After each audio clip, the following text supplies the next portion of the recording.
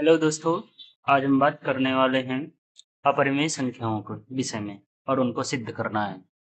हमने पिछली कक्षा में ये पढ़ा था कि अ, वास्तविक संख्याएं किन्हें कहते हैं। उन संख्याओं को बताया था कि वास्तविक संख्याएं परिमेय संख्या, अपरिमेय संख्या, पूर्ण संख्या, पूर्णांक संख्या एवं प्राकृत संख्याओं से मिलकर बनी होती है।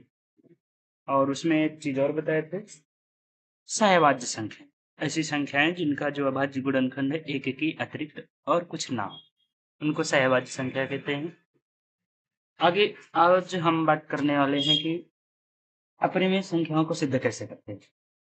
तो हम चलो शुरू करते हैं। क्वेश्चन नंबर पहला डाल लेते हैं। सिद्ध कीजिए कि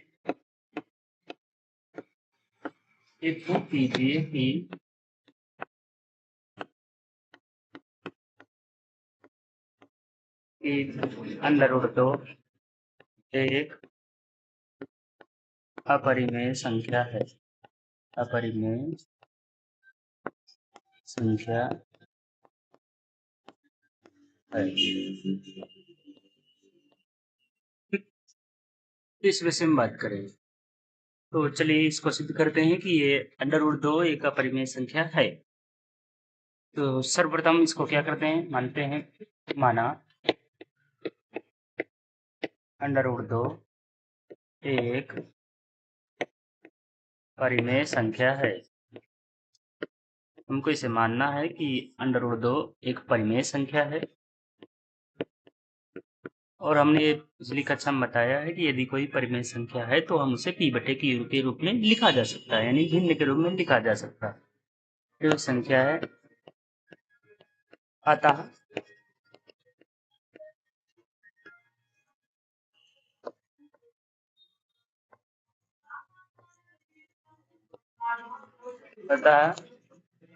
इसे p बटे q के रूप में लिखा जा सकता है। लिखा जा सकता है।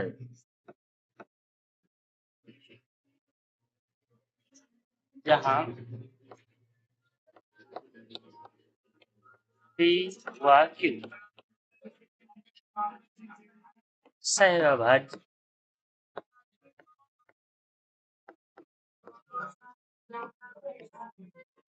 पूर्ण संख्याएं हैं। जहाँ p व q सहअभाज्य पूर्णांक संख्याएं हैं, पूर्णांक संख्याएं हैं।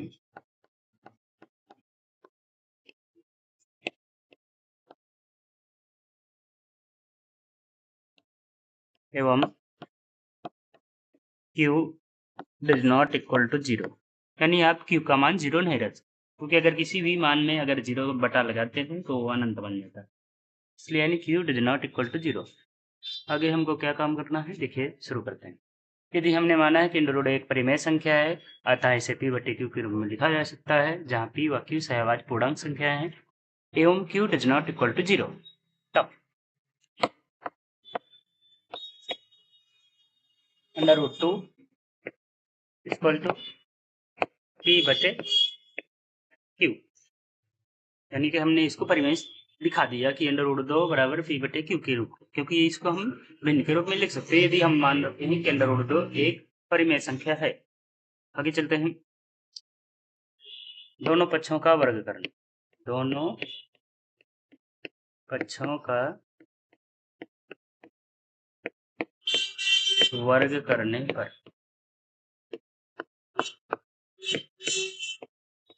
दोनों पक्षों का वर्ग करेंगे, यानी दोनों का स्क्वायर करेंगे दोनों रूट में, तो ऐसे आएगा 2 का स्क्वायर अंडर रूट 2 का स्क्वायर इक्वल टू p बटे q का स्क्वायर। अगर स्क्वायर करेंगे तो ये कितना हो जाएगा, under root 2 into under root 2। जैसे आप करते हो अंडर रूट 2 अंडर रूट 2 स्क्वायर का मतलब ये होने वाला है कि अगर अंडर रूट 2 का आप होल स्क्वायर करते हो तो क्या मिलने वाला है, under root 2 into under root 2 बराबर क्या होता है, इनका गुणा होगा तो केवल मिलेगा इसका अंडर रूट 2। इनमें से एक बाहर आ जाता है, तो यानी क्या मिले, केवल 2। यानी यहाँ पे आपको केवल क्या मिलने वाला है, केवल मिलेगा यहाँ पे 2। इस बार तो पी का करेंगे तो पी स्क्वायर बटे क्यू का करेंगे तो क्यू स्क्वायर। इसका आप एक बना लो नीचे और फिर गुणा करा देंगे। तो क्या होने वाला है, ये आ जाएगा 2 के साथ क्यू स्क्वायर और इधर आ जाएगा पी स्क्वायर। अब हमको यहाँ पे ये दिख रहा है कि जो 2 का गुणा क्यू में हुआ है तब जाके पी स्क्वायर मिला है, अर्थात 2 जो है पी स्क्वायर को विभाजित कर सकता है। अगर 2 पी स्क्वायर को विभाजित करता है यानी वर्ग को अगर विभाजित करता है तो उसकी वर्गमूल को भी वह विभाजित करता है। जैसे आपके पास ले लेते हैं 4 होता है, यदि आपको 16 4 है, ये तो 4 का है तो मतलब ये 16 हुआ। अगर 4 16 को विभाजित करता है तो 16 के वर्गमूल को भी विभाजित करेगा, क्योंकि 4 का 16 का वर्गमूल कितना होता है, 4 होता है, इसलिए 4 इसको भी विभाजित करेगा। ये इसका क्या है, वर्गमूल। वर्गमूल मतलब 16 का वर्गमूल कितना होता है, 4 होता है, इसलिए 4 16 को भी विभाजित कर सकता है, 4 इसके वर्गमूल को भी विभाजित करेगा। चलिए ये तो केवल बताने वाली चीज थी तो बता दिया, आगे आता है।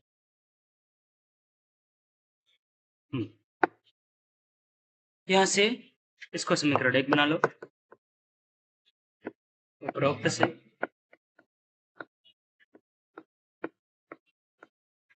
2 पी स्क्वायर को विभाजित करता है, विभाजित करता है,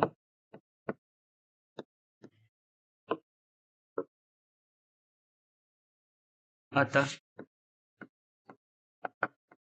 2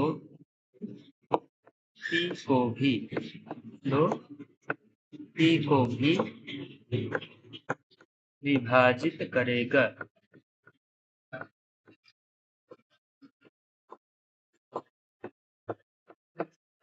ठीक, यानी 2 पी को भी विभाजित करेगा।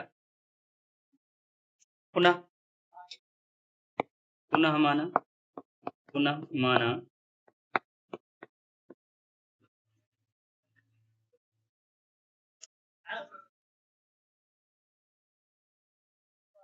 पी बराबर 2m। अच्छा, पी बराबर 2m क्यों मानते हैं, आपके पास जो भी चीज सिद्ध करा रहा हो, जैसे यहाँ पे आपके पास दिया है, यहाँ पे दिया है ये अंडर रूट 2 दिया है, यानी हमको आपको क्या करना है, जैसे p बराबर 2m माने हैं, वो किस लिए माने हैं, क्योंकि हम अंडर रूट 2 को सिद्ध कर। अगर अंडर रूट 3 होता तो हम क्या क्या मानते, p बराबर 3m, इसलिए हमने क्या माना है, p बराबर 2m। आगे चलते हैं, p बराबर 2m, यानी हमारे पास होने वाला है, रखने पर माना p बराबर 2m, तब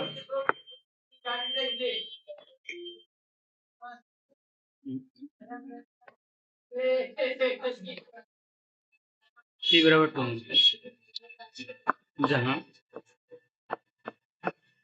m एक पूर्णांक है, क्या है, पूर्णांक।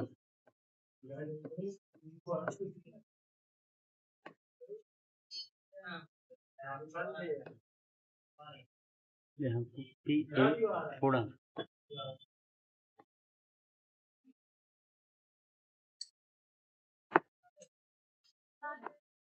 आगे चलते हैं, p का मान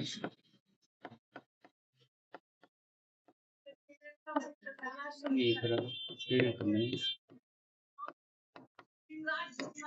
रखने पर हमारे पास समीकरण 1 क्या था, ये देख लीजिए, समीकरण 1 ये है, ये वाला है 2p स्क्वायर बराबर p square minus 1।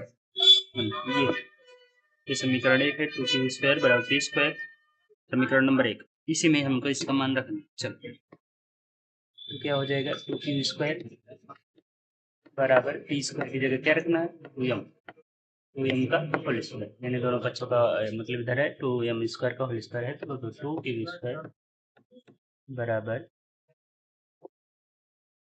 4 m square, या 2 से काट दो, 2 दूना 4, खत्म, यानी क्यू स्क्वायर बराबर हो जाएगा 2m स्क्वायर।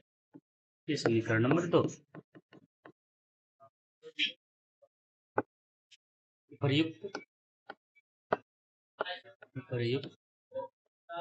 समीकरण से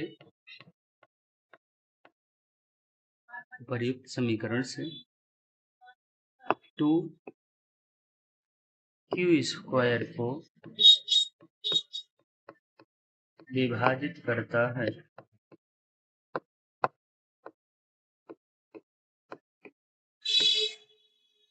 इसलिए 2q को भी विभाजित करेगा।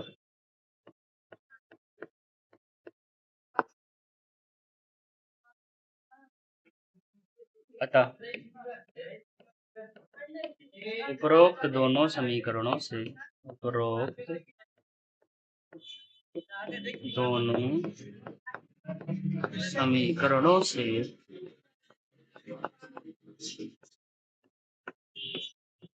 2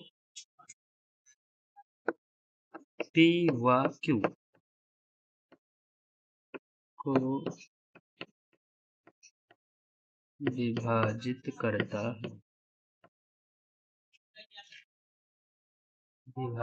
करता है, जो कि इस तथ्य का या इस बात का जो हमने अभिधारणा मानी थी, जो कि इस अवधारणा का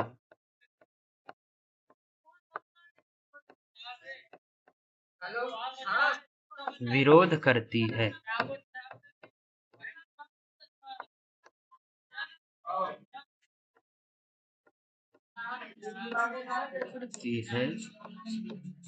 कि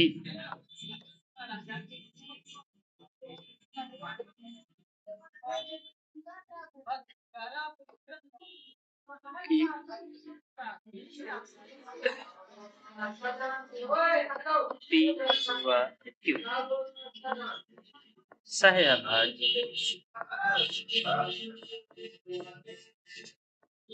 संख्याएं हैं।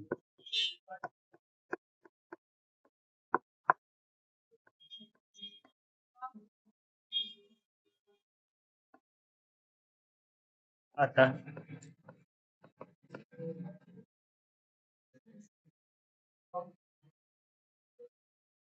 √2 एक अपरिमेय संख्या है।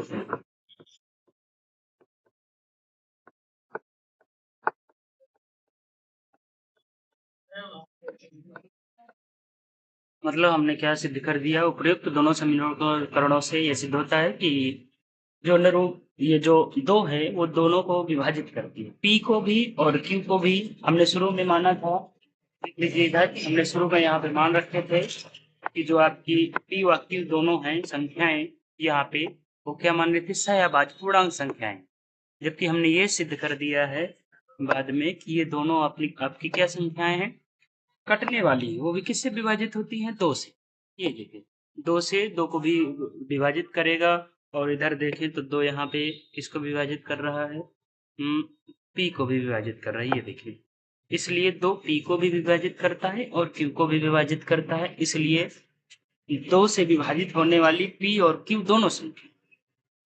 पर हमने शुरू में यह माना था कि दोनों सहअभाज्य, अर्थात दोनों का जो गुणनखंड होगा एक के अतिरिक्त कुछ नहीं होगा। पर यहाँ पे हमारे पास गुणनखंड इनका क्या मिल रहा है? 2। इसलिए हमारी जो संख्या है √2 वो एक अपरिमेय संख्या है। ऐसा यहाँ पे हमने सिद्ध कर दिया। इसी प्रकार आप सिद्ध करेंगे √3 का, √5 का, √7 का।